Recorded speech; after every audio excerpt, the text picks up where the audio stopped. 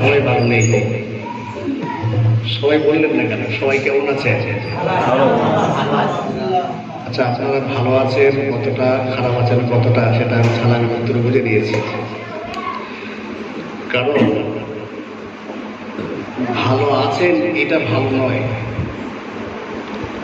ভালো আছেন এটা ভালো নয়, সালামটাই হলো ভালো। ভালো আছেন আমি আপনাদের কিছু জিজ্ঞাসা করেছি, দোয়া করেছি না, সালাম দিয়েছি মানে আল্লাহর রহমত কামনা করেছি, কিন্তু সবাই সালামের জবাব দেন। তার মানে আপনি সবাই ভালো নেই। আচ্ছা, আরেকটা সালামের উত্তরটা দেবেন আপনারা? আসসালামু আলাইকুম। এবারে বলুন কেমন আছে? আলহামদুলিল্লাহ। এদিক ওদিকে যারা আছেন ছড়িয়ে ছিটিয়ে, বিক্ষিপ্তভাবে ঘোরাঘুরি না করে, অযথা সময় ব্যয় না করে 5 মাইল দিকে আগে আসুন। ইকোটা পুরো বন্ধ করে দেন।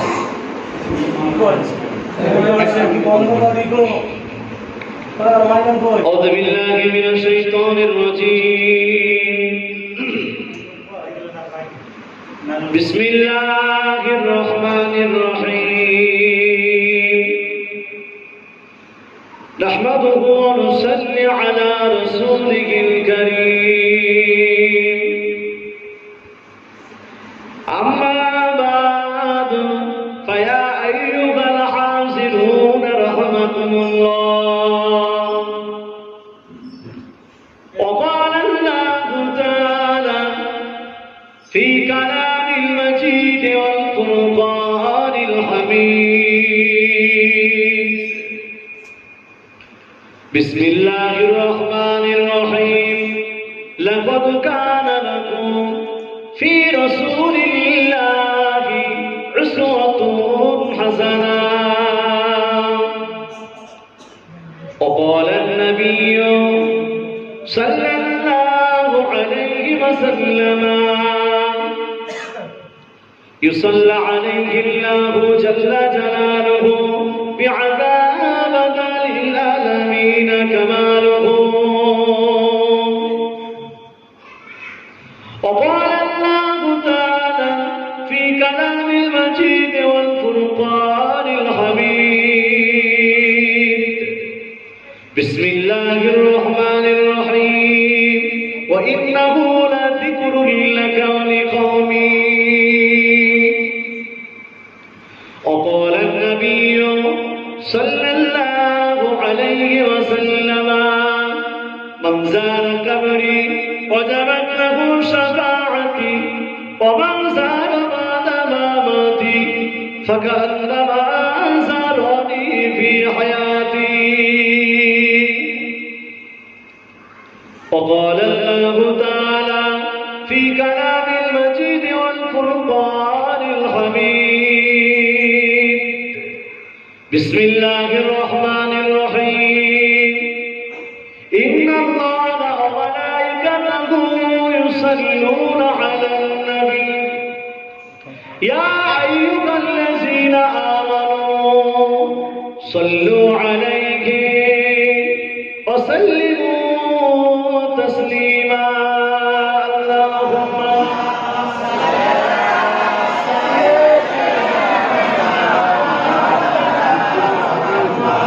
وعلى آل سيدنا مدد کار جسی کا رسول خدا ہو اسی اور حکمت کا پرواہ کیا ہے. مدد کو چلی آئیں گے کملی والا ڈوبتے ڈوبتے ہی شمل جائے گا. اللہم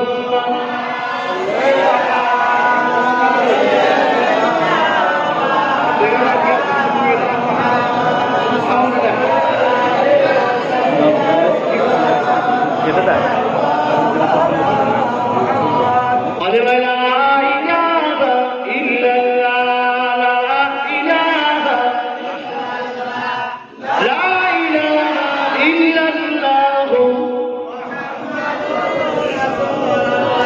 दीनो मिला ईमान मिला पढ़ने पढ़िए कुरान मिला जो कुछ तेरे का था सब कुछ दिलवा दिया कमली वाले ने बोलो ला इलाहा इल्लल्लाह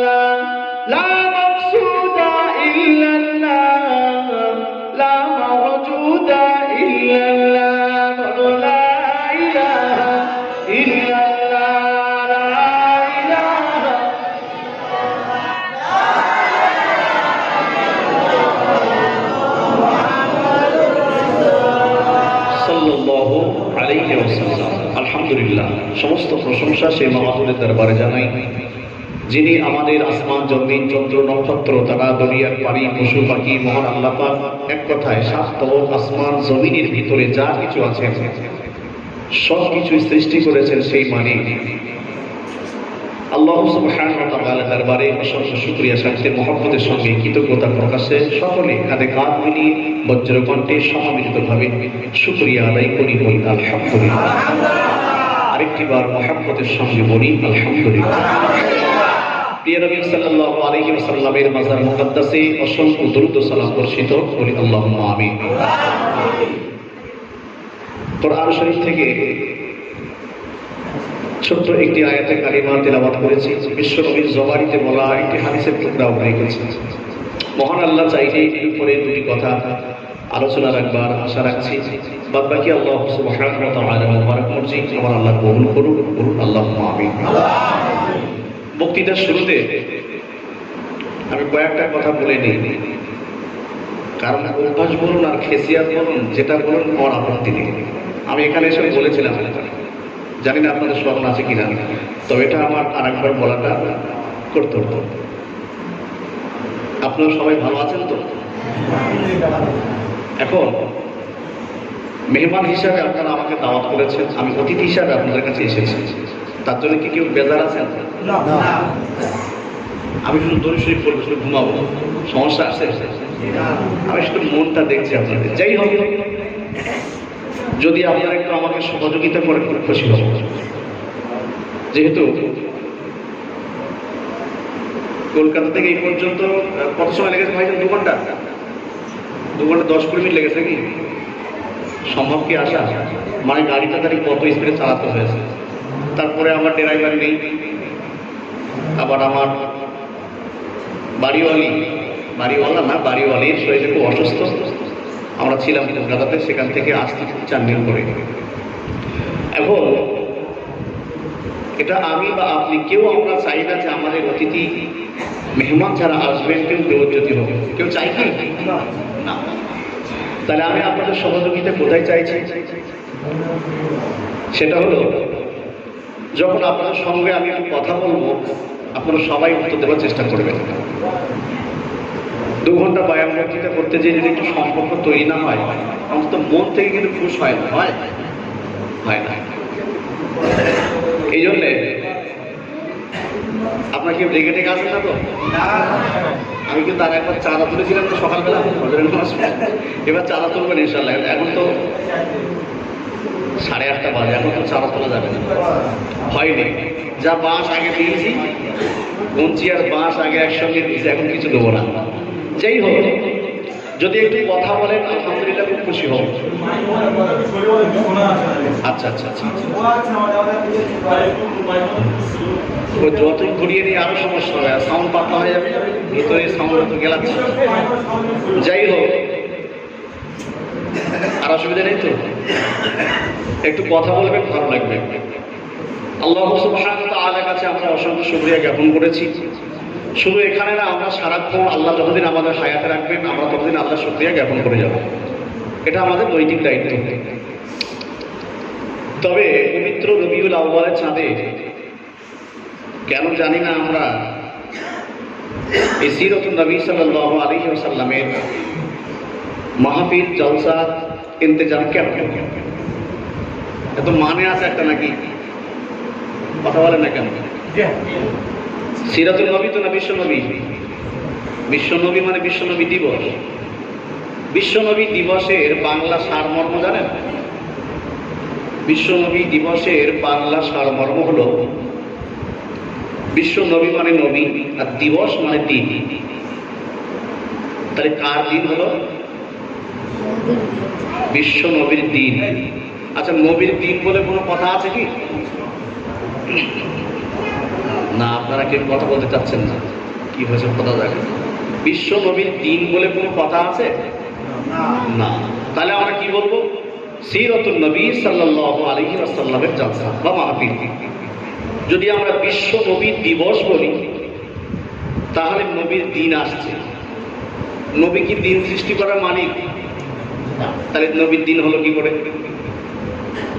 কথাটা শুনতে কিন্তু খুব নতুন লাগছে বা ঠোঁটস্থ হয়ে আছে, খারাপও লাগছে যে আমরা তাহলে একদিন সব ভুল করে আসছি। আমি ওইটা বলবো না, সেটা আপনাদের ব্যক্তিগত ব্যাপার। বিশ্ব নবী দিবস এর বাংলা সারমর্ম হলো, মানে অনেক কথা আছে দেখবেন যেগুলো আমরা স্পষ্টভাবে বলতে না পারি, কিছুটা বলি আর কিছু ছেড়ে দিই। যেমন একটা হিন্দি শিখছে, বলছে ইধার সে কাদা ওই সাইড দিয়ে ঘুরিয়ে এসো। বলে কেমন হলো? বলছে আস্তে আস্তে হবে, সবে তো শুরু হলো। কথা বলতে পারতেছেন? তাহলে আমরা বলবো সিরাতুন নবী সাল্লাল্লাহু আলাইহি ওয়াসাল্লামের জলসা। তাই এক কথায় মিটে গেল। আর বিশ্ব নবী দিবস যদি বলি তাহলে বিশ্ব নবীর দিন। বছরে 365 দিনে যদি একটা বছর হয় তাহলে 64 দিন, 364 দিন আল্লাহ আর একটা দিন নবী। মানে 64 দিন আল্লাহ তৈরি করেছে, একটা দিন নবী তৈরি করেছে না। দিন কার? রাত কার? আসমান কার? জমিন কার? সাতবক আসমান কার? আমি আপনি কার? মসজিদ কার? মাদ্রাসা কার? মক্তব কার? তাম পৃথিবী কার? এ রাজ্য কার? মুখ্যমন্ত্রীর না? তাহলে আল্লাহ সব আল্লাহ। আসমান থেকে জমিনের ভিতরে আল্লাহ যা কিছু সৃষ্টি করেছে সব কার? তাহলে আমরা তো ভাগ বসাতে পারবো। তবে এই জমিনে আমি আমার করে বলি, আমরা বললে হয়তো সবার গায়ে লাগতে পারে, আমি আমার করে বলি, 5 ওয়াক্ত নামাজ জামাতের সঙ্গে আদায় করতে পারি না।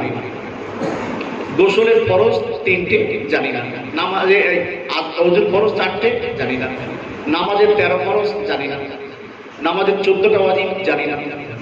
শিক্ষা আছে, আমি অবশ্যই বলবো বিশ্বনবী দিবস সম্পর্কে আলোচনা অবশ্যই হবে।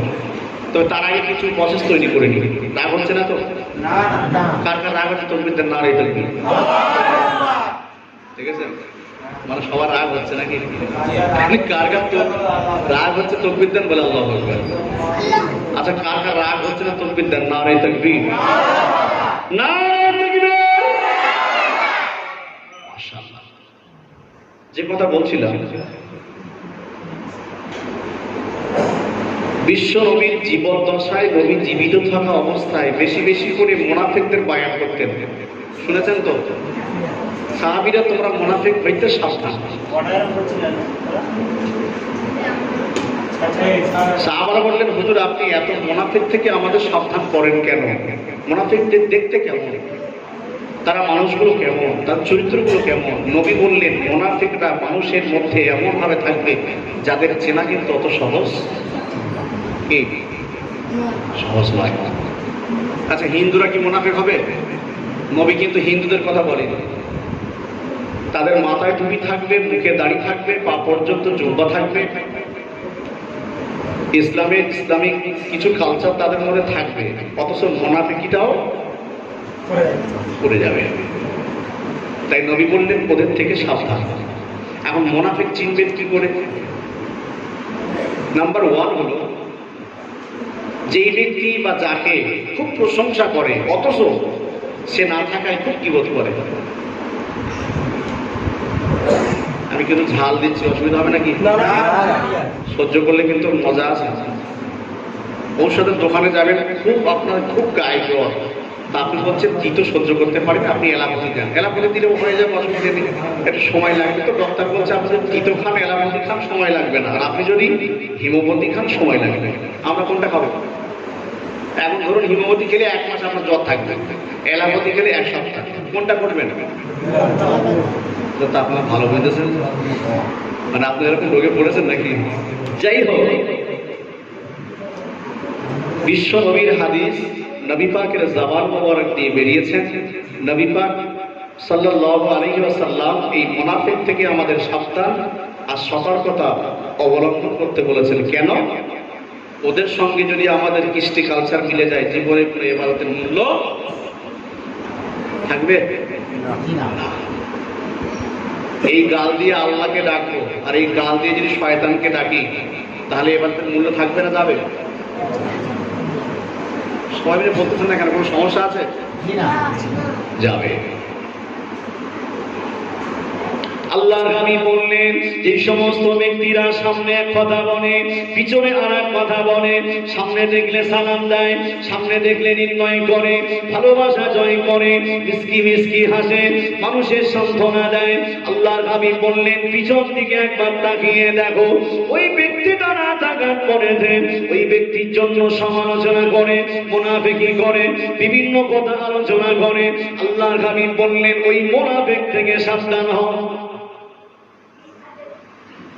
একজন সাহাবা নবী পাকের দরবারে উপস্থিত হলেন।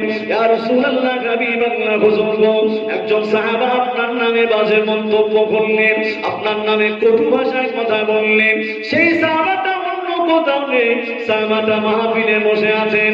একবারের জন্য যদি আপনি অনুমতি দেন, হুজুর আমি সাহাবা, তার নামটা উল্লেখ করব। আল্লাহর হাবিব বললেন সাহাবা চুপ থাকো, মুনাফিককে ছোট করো না, মুনাফিককে বুঝতে দাও, কারণ আমি আল্লাহর হাবিব জানি মুনাফিক মাহফিলে উপস্থিত আছে, মুশরিক উপস্থিত আছে, বেঈমান উপস্থিত আছে, ঈমানদারেরা উপস্থিত আছে। আমি আল্লাহর হাবিব, আমাকে মুনাফিক সম্পর্কে বলতে হবে না। ও সাহাবা, খবরদার খবরদার, যেই ব্যক্তি মুনাফিকি করে, আমি আল্লাহর হাবিব বয়ান করছি, তাকে সুযোগ দাও, সারা জীবন ধরে মুনাফিকি করুন। আমি আল্লাহর হাবিব বলছি, মুনাফিকদের নামাজ ইবাদত আল্লাহ দরবারে জীবনে কবুল হবে না। মুনাফিকদের নামাজ কবুল হবে না। এখন 5 ওয়াক্ত নামাজি, 5 ওয়াক্ত জামাতের সঙ্গে নামাজ পড়া মুসল্লিদের মধ্যে মুনাফিক আছে। আপনি যদি বলেন এটা কি বললেন? 5 ওয়াক্ত নামাজ পড়ে, বাড়িতে 1 ওয়াক্ত নামাজ পড়ে না, যা পড়া সব মসজিদে পড়ে, এর মধ্যে মুনাফিক আছে। আমি আমার জীবন দশায় দেখেছি, নামাজ না পড়লেও, রোজা না রাখলেও, তাদের ঈমান যদি আকীদা না ঠিক থাকে, তারপরেও মুনাফিকিটা কম করে। আল্লাহর হাবিবের হাদিসের সঙ্গে মিলে যাচ্ছে।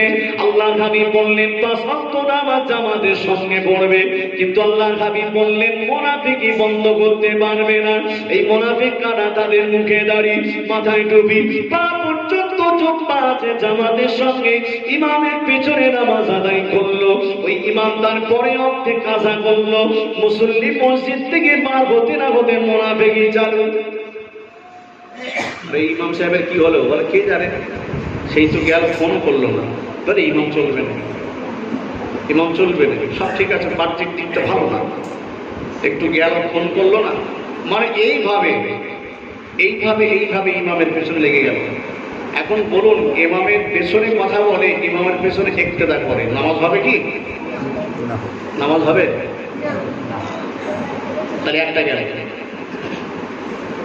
দ্বিতীয় নম্বর মুনাফিক হলো, আমরা মসজিদ থেকে ফাঁকায় বেরিয়ে গেলাম, বেনামাজিদের দেখলে আমরা এমন ভাবে টিটকারি করি, বেনামাজিদের দেখলে হাসি ঠাট্টা করি, বেনামাজিদের দেখলে আমরা এমন বেইজ্জতি করি। আল্লাহর হাবিব বললেন মুনাফিকদের আরেকটা চরিত্র হলো, তারা কোনো মানুষকে সহ্য করতে পারেন না, সারাদিন ধরে কিবত কিল্লা করবেন। আল্লাহর হাবিব বললেন ওই মুনাফিকদের চরিত্রটা এমন হবে, কোন ব্যক্তির কি হলো, কোন ব্যক্তি জাহান্নামে গেল, কোন ব্যক্তি আয় করলো না, কোন ব্যক্তি জাহান্নামে চলে গেল, কোন ব্যক্তি জীবন নষ্ট হলো, তার বউ পালিয়ে গেল, তার মেয়ে নষ্ট হলো, কোন ব্যক্তি নামাজ পড়ে না, কোন ব্যক্তি নামাজ কম পড়ে, এই নিয়ে পড়ে থাকবে সারাদিন। দুটো গেল। তৃতীয় নম্বরে আল্লাহর হাবিব বললেন, বাড়িতে আসবেন, বাড়িতে বৌমার পিছনে লেগে যাবে, ছেলের পর পিছনে লেগে যাবে, বৌমাকে বলবেন তোমার বাপ ভালো না, তোমার মা ভালো না, এই ভালো না, সেই ভালো নাই, বিয়ের আগে তোমাকে অনেক কথা বলেছিল, সংসারিক জীবন নাকি তোমার অনেক ভালো, তোমার চরিত্র নাকি অনেক ভালো, তোমার বাপ মায়ের একটা কথা মিলছে না, তোমার বাপ চিটিংবাজ, তোমার বাবা মার সঙ্গে চিটিং করেছে। আল্লাহর হাবিব বললেন আবারও মুনাফিকি চালু হয়ে গেল। ও চরেরা, যুবকেরা, সোনা মানিকেরা, ও নবী পাকের উম্মাদানিরা, তাই নামাজও পড়বো, হারামও খাবো, জিকিরও করবো, আল্লাহকে ডাকবো, দরুদও পড়বো, মুনাফিকি করবো, যাকাতও দেবো, পরনিন্দা পরচর্চা করবো।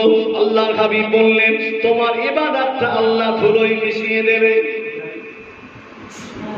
ইবাদতের আগে কিন্তু চরিত্র ভালো করতে হবে নাকি? চরিত্র মানে বোঝে তো, মানে যে চরিত্র মাস সেই মিলাদ হয়েছিল চরিত্র মাস না হলো, এটা আমাদের কালচার, কৃষ্টি কালচারের কথা বলছি। এই কৃষ্টি কালচার ভালো হওয়া লাগবে।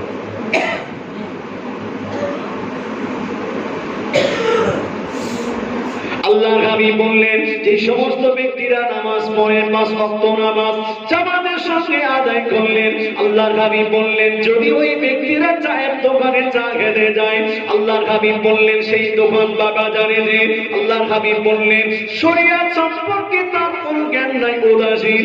আল্লাহর হাবিব বললেন বিভিন্ন ফতোয়া ফারাস মাসলা মাসাইল নিয়ে আলাপ আলোচনা করবেন। আল্লাহর হাবিব বললেন কোন একটা ফতোয়া ফারাস মাসলা মাসাইল যদি উল্টো পাল্টা হয়ে যায়, সঙ্গে সঙ্গে তার ঈমান নষ্ট হয়ে যাবে। নবী বললেন মুনাফিকদের চরিত্র আর একটা। কি হলো? কোন সমস্যা হয়েছে নাকি?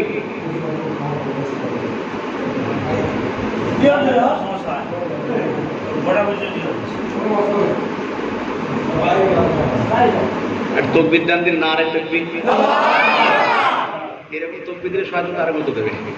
আর আস্তে করে দেন, নারে তাকবীর, নারে তাকবীর, সিলসিলায়ে হক ফুরফুরা সব হিজবুল্লাহ, সিরাতুন নবী সাল্লাল্লাহু আলাইহি ওয়াসাল্লামের জলসা, নারে তাকবীর, দরুদ শরীফ, আল্লাহুম্মা সাল্লি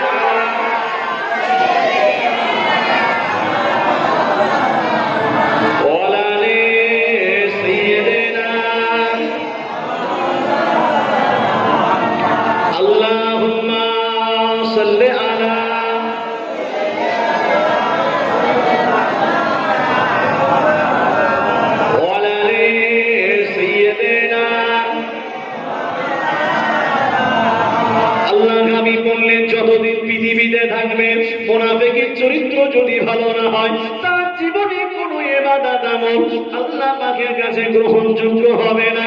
এই সমাজের মাটিতে শরীয়তের বিষয় নিয়ে, মাসলা মাসাইল নিয়ে, ফতোয়া ফারাজ নিয়ে আলোচনা করতে করতে এখন বিশ্ব নবীর উম্মতেরা শ্রেষ্ঠতম উম্মত হিসাবে আমরা যাদের জানি, তারা আজকে নবীর পিছনে লেগে গেল। নবী মাটির তৈরি না নূরের তৈরি? নবী আল্লাহর গায়েব জানেন না জানেন না? আল্লাহর হাবিবের কতটা শক্তি, কেমন কবে কবে নবী জানেন কি জানেন না? এই নিয়ে মারামারি শুরু হয়ে গেল।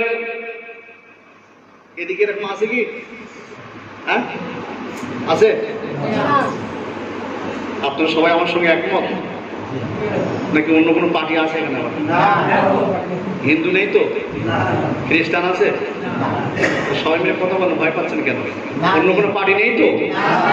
আল্লাহর হাবিব বললেন আমার শান, আমার মান, আমার মর্যাদা, আমার ইজ্জত, আমার সম্মান আল্লাহ পাক তো কোরআনের মধ্যে বলে দিয়েছেন। আল্লাহ পাক বললেন লাকাদ কানা লাকুম ফি রাসূলিল্লাহি উসওয়াতুন হাসানাহ। আমি আল্লাহ পাক আমার হাবিবের সম্মান, ইজ্জত, মানটা তামাম পৃথিবীর নবীদের থেকেও বেশি। বলুন সুবহানাল্লাহ।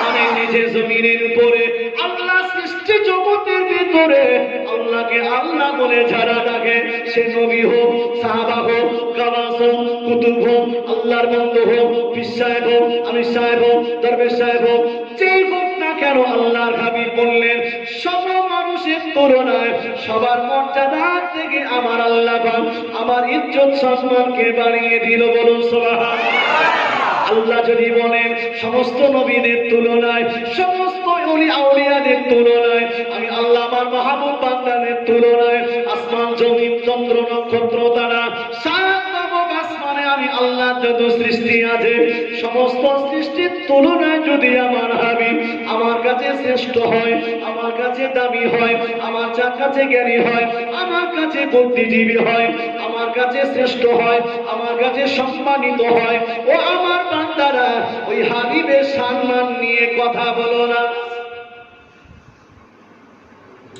হাবিবের সম্মান নিয়ে কথা বলার কোনো যোগ্যতা বা অধিকার আল্লাহ কি দিয়েছে? সবাই বলুন, হাবিবের সম্মান ইজ্জত সম্মান নিয়ে কোনো কথা বলার অধিকার আমাদের আছে? জ্ঞান আছে, বিবেক আছে, বুদ্ধি আছে, শিক্ষা আছে? কিছু নেই। ভগর ভগর কেন? কথা বোঝেননি? আল্লাহ পাক বললেন, আমি আল্লাহ পাক তোমাদের মাঝে দুইটা নূর দিয়েছি, বলুন সুবহানাল্লাহ। মুফাসসির কিরামগণ, আল্লাহর মুফাসসির কিরামগণ লিখেছেন, বিশ্ববিখ্যাত কিতাব কান্দিওয়ালারা বলেছেন, এই দুইটা নূর, একটা নূর হলো আল্লাহর কোরআন, অপর নূরটা বুঝিয়েছেন আমাদের বিশ্ব নবী, বলুন সুবহানাল্লাহ। হাদিস সংকলনের শেষ নেই, হাদিসের শেষ নেই। অনেক হাদিস আছে যে হাদিসগুলো আলেমরা জানে না। কথা বুঝতেছেন? ওই তো শুধু কটা হাদিস জানে, বুখারী শরীফ, মুসলিম শরীফ, আবু দাউদ শরীফ, তিরমিজি শরীফ, ইবনে মাজাহ, নাসাঈ শরীফ, এই ছখানা হাদিসে শেষ। কথা বোঝেননি? ছখানা হাদিসে শেষ। একটা মাওলানা যত জ্ঞান অর্জন করুক না কেন, ছটার বেশি হাদিস পড়িনি। কটা? সবাই বলেন ছটা। আমাদের পীর মুর্শিদ ফুরফুরা শরীফের মুজাদ্দিদ জামান পীর আবু বকর সিদ্দিকী রাহমাতুল্লাহ আলাইহি প্রধানতম খলিফা, আমাদের বসিরানে বড় মাওলানা আল্লামা রুহুল আমিন রাহমাতুল্লাহ আলাইহি হুজুর বললেন, আল্লাহর হাবিবের সম্মান, আল্লাহর হাবিবের মান, আল্লাহর হাবিবের মর্যাদা কতটুকু আমি রুহুল আমিন জানি না। তবে আমি রুহুল আমিন যখন আল্লাহর হাবিবের মাজারে দাঁড়িয়ে দাঁড়িয়ে যখন আল্লাহ দরবারে হাত তুলে দোয়া করছি, আমি রুহুল আমিন আমার মনে মনে হলো আমার গোটা শরীরটাকে আমার আল্লাহ পাক ঠান্ডা আর ঠান্ডা করে দিল, বলুন সুবহানাল্লাহ। আমার একজন নবীর মাজারে দাঁড়িয়েছি, বিবির কথা, বাচ্চার কথা, সংসারের কথা, এলাকার কথা, দেশের কথা সব কিছু ভুলে গিয়ে আমি আমার হাবিবের জন্য যেন পাগল হয়ে গেলাম, বলুন সুবহানাল্লাহ। বসিরার আল্লামা রুহুল আমিন রাহমাতুল্লাহ আলাইহি অসংখ্য কিতাব লিখেছেন, অসংখ্য হাদিস মোবারক সংকলন করেছেন। আল্লাহর নবীকে আল্লাহ পাক নূর দিয়ে সৃষ্টি করেছেন, নূরে মুজাসসাম, যেটা শ্রেষ্ঠতম নূর আমার আল্লাহ পাকের নিজস্ব নূর মোবারক দিয়ে আল্লাহ হাবিবকে পৃথিবীতে সৃষ্টি করলেন, বলুন সুবহানাল্লাহ। আল্লাহ পাক পৃথিবীতে ইসলাম প্রতিষ্ঠিত কায়েমের জন্য যত নবী রাসূল দিকে দিকে সৃষ্টি করেছেন, আল্লাহ চাইছিলেন দিকে দিকে আমার নবী রাসূলরা পৃথিবীতে আগমন করবেন। তামাম বিশ্বের বুকে যত মুমিন মুসলমান আছে, যত মানুষ আছে, একজন একজন করে নবী পাঠাবো, যার যতটুকু যোগ্যতা, সম্মান, ইজ্জত, বুদ্ধি মোতাবেক আছে সেই অনুযায়ী কালমার দাওয়াত দেবে। আমি আল্লাহ পাক রব বলে আমাকে চিনবে আর আমার ওই নবী পাকদেরকে চিনবে। কিন্তু না না না, আল্লাহ হাবিব আসার আগে ইসলামের অতটা অস্তিত্ব ছিল না। কোরআনের আয়াত ছিল কিন্তু আনকমপ্লিট। কোরআনের আয়াত কথা বলে না ছিল কিন্তু আমি বুঝবো আপনারা বুঝতেছেন কিনা আমার বুঝতে হবে। মানে অনেক সময় ধরে মিলার সঙ্গে অনেক সময় ঘুম ঘুম লাগে না, গল্প শুনলে, ওয়াজ শুনলে পাশে খানের ধারে দিকে দিয়ে ঘুমিয়ে পড়লে খুব তাড়াতাড়ি ঘুমে এসে যাবে। আসবে তো জেগে আছেন কি ঘুমাচ্ছেন তো আমার দেখতে হবে।